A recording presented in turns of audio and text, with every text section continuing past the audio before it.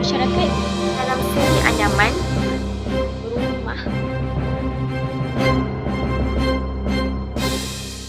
Bismillahirrahmanirrahim. Assalamualaikum warahmatullahi wabarakatuh. Saya Nur Insyirah binti Abdul Halim bersama rakan-rakan saya Nurul Nabila binti Cik Ali dan juga Nur Syafiqah binti Sabahul Khairi.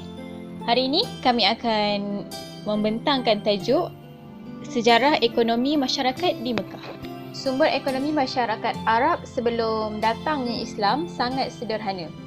Jazirah Arab yang terdiri daripada wilayah perbukitan dan gurun yang tandus dengan sumber daya yang sangat terbatas, sumber bumi yang sangat terbatas, menjadikan sistem ekonominya terdiri daripada kurma dan beberapa tanaman buah-buahan yang dihasilkan oleh tanah perkebunan di daerah Taif dan juga beberapa daerah yang beriklim sedang.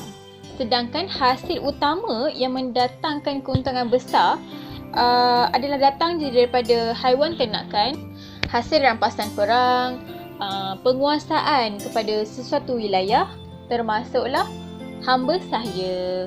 Okey, sumber ni dikatakan sebagai sumber kekayaan yang boleh diperolehi melalui eksploitasi dan penindasan oleh kuasa yang kuat kepada kuasa yang lemah. Bukan tu je tau, dominasi sifat asabiyah atau kesukuan serta perampasan oleh para penjahat merupakan sikap dan perilaku yang tidak adil dalam ekonomi. Kezaliman dan eksploitasi ini termasuk jugalah amalan riba dan perjudian. Seperti yang kita sedia maklum, Islam memang lahir daripada tanah Arab, di mana masyarakatnya yang sangat dekat dengan dunia bisnes ataupun perdagangan. Okey, sebelum Islam datang, bangsa Arab memang biasa menyara hidup mereka dengan jual beli kerana mereka tak memiliki sumber alam yang mencukupi untuk memenuhi keperluan hidup mereka. Sebahagian besar tanah Arab merupakan kawasan yang tandus dan gersang sebab dipenuhi oleh padang pasir. Jadi mereka tak dapat nak menguruskan pertanian kecuali di beberapa kawasan kecil yang tanahnya jauh lebih subur. Okey, walaupun dipenuhi dengan padang pasir, lokasi Mekah sangat strategik tau. Kerana dia terletak di tengah-tengah belahan dunia. Mekah terletak di tengah di antara jalur yang menghubungkan antara Habsyah di selatan dan Syam di utara. Okey, ramai penghijrah mengikut perjalanan ni untuk menuju ke dua-dua daerah tersebut. Inilah yang menjadikan Mekah tempat persinggahan. Kenapa? Sebab Mekah dia ada sumber air yang cukup untuk melepaskan dahaga para pengguna yang menggunakan jalur tersebut. Dekat sinilah pertemuan para pedagang dunia antara timur dan barat. Biasanya jalan perdagangan di darat akan bermula daripada India, kemudian dia akan beralih kepada Asia Tenggara, kemudian ke Iran, lepas tu Iraq dan berakhir di Laut Tengah. Tapi bagi laluan perdagangan laut, mereka akan melalui Teluk Arab dan sekitar Jazirah Arab hingga ke Laut Merah. Jadi kat sini tak hairanlah kenapa perdagangan menjadi salah satu keistimewaan ekonomi bangsa Arab. Okey, masyarakat Arab Quraisy memang terkenal sebagai masyarakat yang suka berniaga dan berdagang. Mereka banyak mengimport batu-batu permata dan rempah dari luar pelabuhan Aden yang terletak di Laut Merah. Perniagaan dan perdagangan menjadi penggerak kepada kehidupan masyarakat Arab. Sistem perdagangan bebas diamalkan secara riba di pasar yang dibina khas menjadikan kota Mekah ni sebagai pusat tumpuan para pedagang dari utara dan selatan semenanjung tanah Arab. Perjanjian dagang dan damai diwujudkan dengan para pedagang Rom dan sesama Arab, bangsa Arab tempatan, bagi memastikan perdagangan di kedua-dua belah pihak ini mendapat keuntungan. Pengisytiharaan bulan-bulan haram pada musim haji juga menggalakkan kegiatan perdagangan kerana pengisytiharaan ini melarang segala bentuk pergaduhan ataupun peperangan. Masyarakat Arab Mekah mereka mengamalkan cara berdagang bermusim yang mana pada musim sejuk mereka akan berdagang ke Yaman, dan pada musim panas pula mereka akan berdagang ke utara iaitu ke Syam. Kegiatan ekonomi tanpa sekatan ni memberi peluang kepada ahli keluarga yang kaya untuk menjalani kehidupan yang mewah. Dalam surah Al-Quraisy, Allah melukiskan satu contoh dari kaum Quraisy di mana mereka memanfaatkan semaksimum yang mungkin sumber alam di negeri mereka. Okey. A'udzubillahi minasyaitonirrajim. Bismillahirrahmanirrahim. Li'ila fi Quraisy ila fihim rihlatash syita'i was-saif.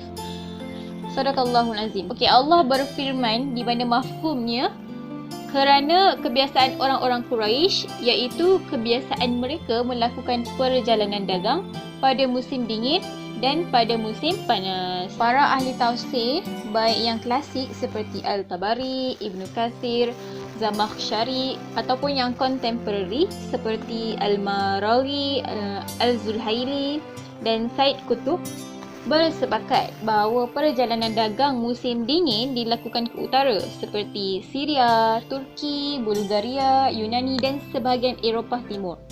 Manakala perjalanan pada musim panas dilakukan ke selatan di sekitar Yaman, Oman atau bekerjasama dengan para pedagang yang datang daripada China dan India yang singgah di Pelabuhan Internasional Aden. Ada seorang sejarawan ni, nama dia Philip K. Hitti, dalam bukunya History of the Arabs menyebut bangsa Arab sebagai pelaku hubungan internasional paling awal.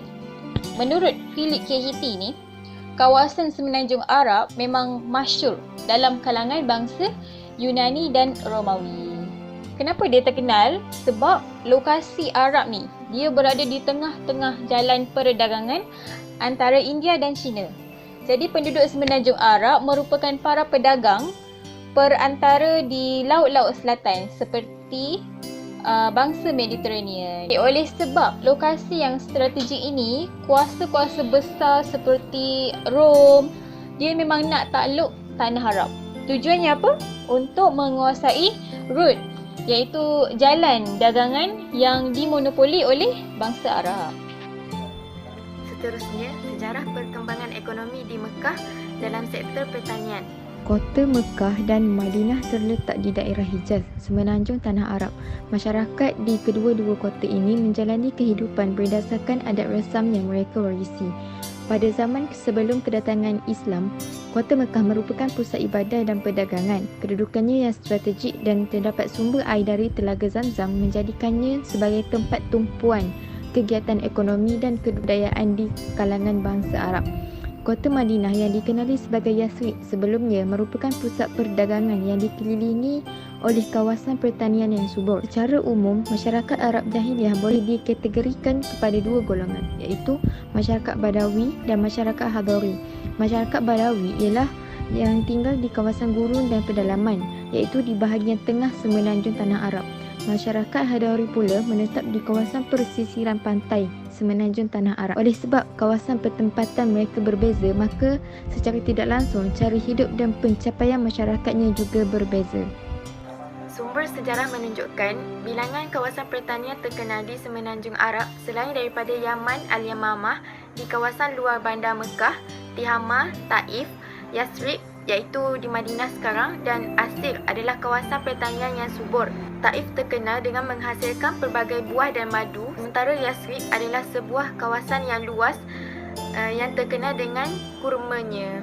Orang Arab menggunakan lembu, unta, keldai untuk membajak tanah pertanian, mengalirkan air dari sumber air yang besar untuk mengairi tanah ladang dan ladang yang luas. Yaman misalnya terkenal dengan bangunannya, empangan dan sistem pengairan yang sangat maju.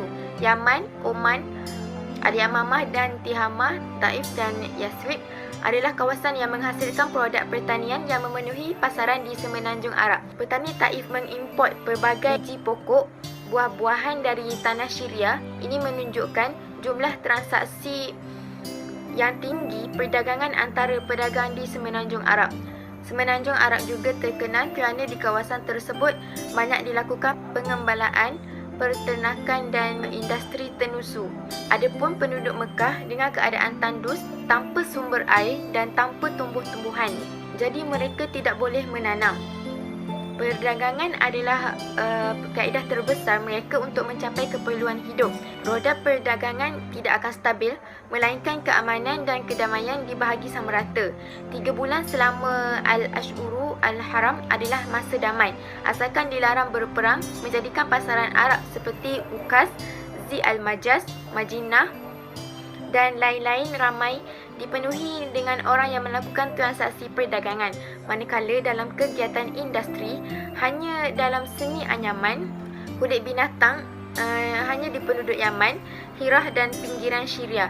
Walau bagaimanapun, memang di beberapa kawasan di semenanjung Arab terdapat beberapa jenis aktiviti bertani, membajak sawah dan memelihara kambing, lembu dan unta, dan selalunya sifat-sifat ini boleh menjadi sasaran dan penyebab peperangan, iaitu mengakibatkan penderitaan dalam masyarakat. Di Mekah, ia bermula dengan Hashim yang pertama yang terkenal sebagai orang kaya bangsawan yang hebat, sebagai orang pertama yang memberikan al-sarid, iaitu sejenis roti yang dihancurkan kemudian disiram di dalam kuah, adalah makanan yang paling mahal di antaranya untuk jemaah. Nama sebenarnya ialah Amr. Beliau dinamakan Hashim kerana kerjanya menghancurkan roti. Menurut maksudnya adalah dalam bahasa Arab. Dia juga membuat tradisi 2 perjalanan berniaga pada musim sejuk ke wilayah Yaman dan musim panas ke Syria.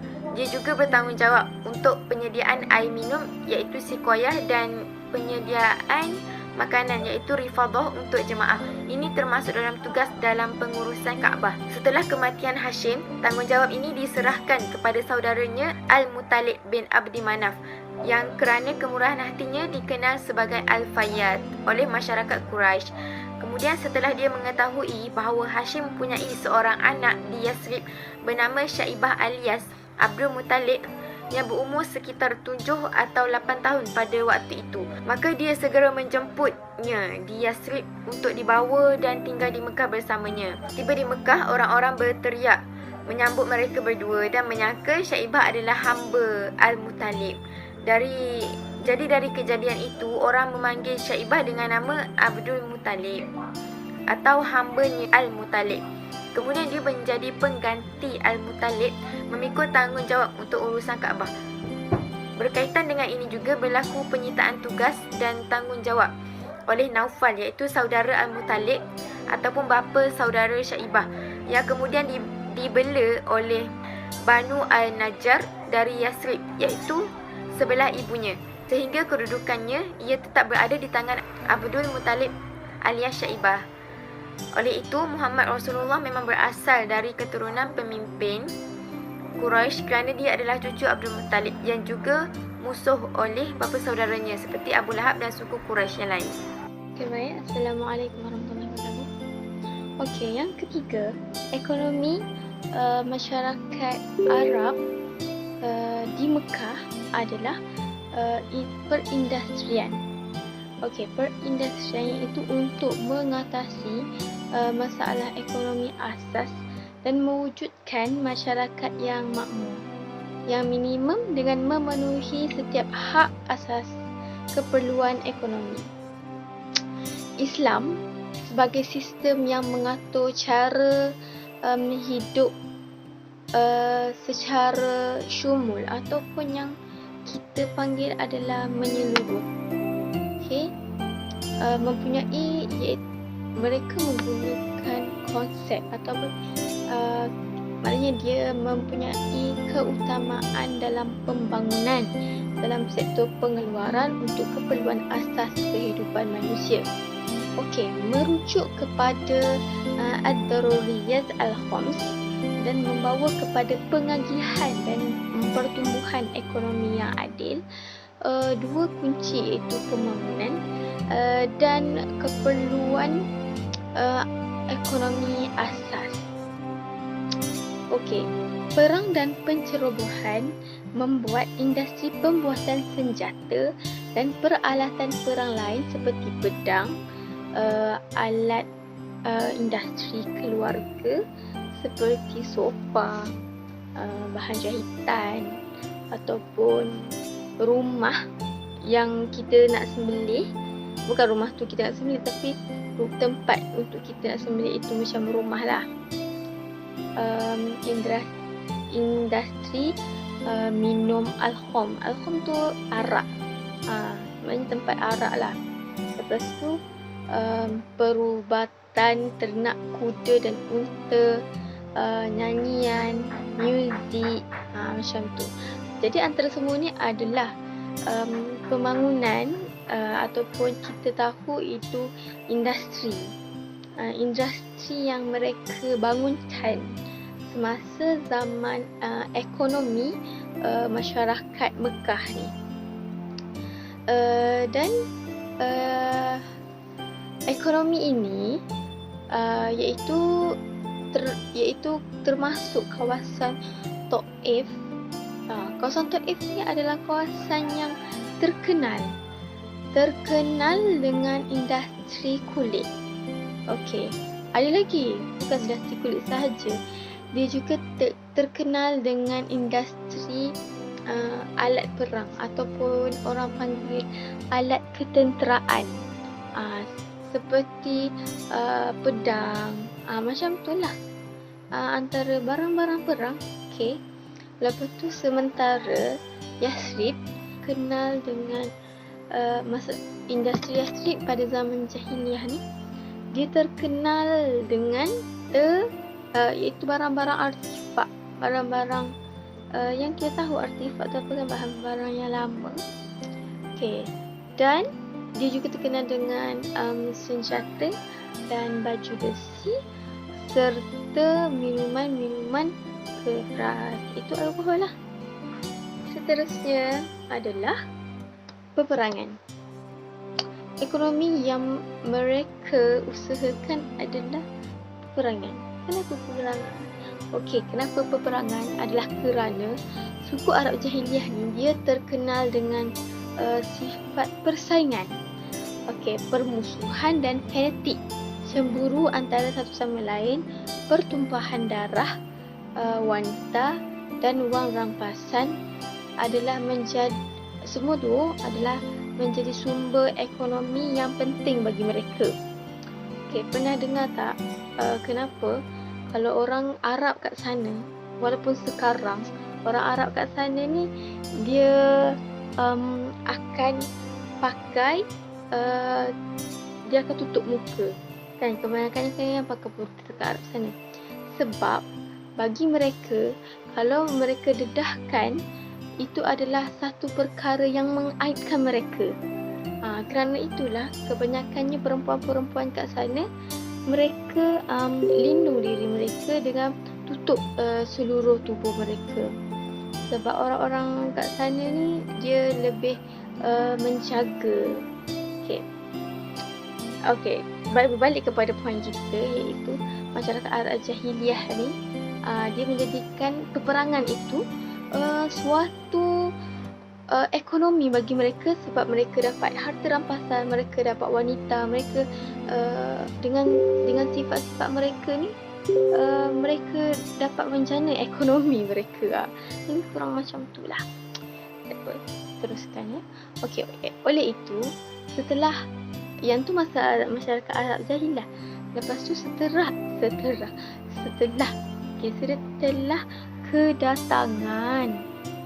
kedatangan Islam, okey, yang menetapkan hak-hak wanita dan anak lelaki berkaitan dengan warisan. Mereka tidak setuju dengan pembahagian ini kerana mereka tidak ikut serta dalam peperangan. Okey, maknanya kat sini dalam sistem pewarisan mereka, macam biasa sedia yang kita tahu bahawa wanita ni macam dia tak ada hak pun. Dan bagi mereka,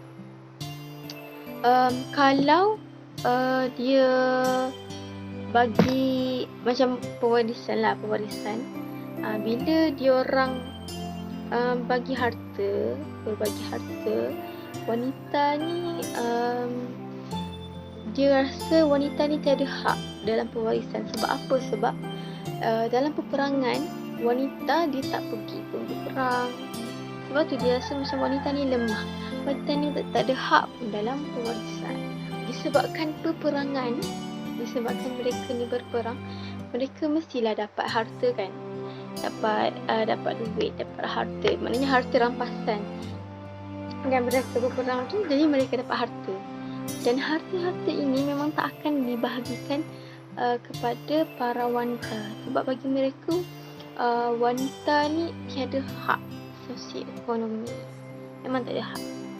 Jadi, maksudnya kat sini dia nak bagi tahu bahawa mereka berperang untuk dapatkan hak rampasan. Maknanya untuk dapatkan harta. Mereka berperang untuk dapatkan harta. Tetapi macam itulah.